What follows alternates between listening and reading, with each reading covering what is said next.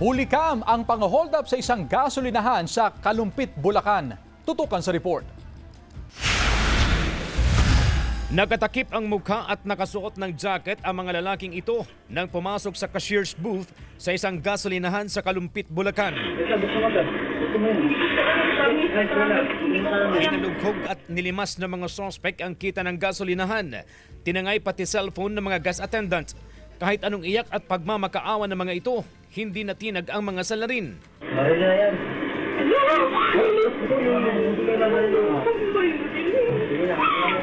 Mabilis na tumakas ang mga sospek, tangay ang mga ninakaw.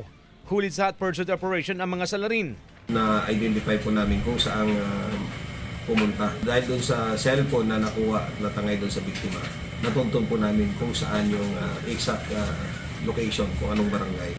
Ayon sa pulisya, nagpanggap na nagpapagasolina ang mga sospek. Ang grupo nila ay 6 po sila. So lahat yan na nandito sa bayan ng Kalumpit ay naaresto natin. At kaagad namin pinatawag yung mga biktima at positibong tinuturo sila na sila po talaga yung nanguhold up po doon. Ayon sa pulisya, na-recover sa mga sospek ang cash na tinangay sa gas station, mga cellphone, kalibre 45 na baril, ice pick at isang toy gun na sinasabing ginagamit sa pang-hold up. Nagkuhanan din sila ng mga sachet ng hinihinalang shabu. Nalalaman mo ng pangalan lang. CJ Torida, One North, Central Luzon.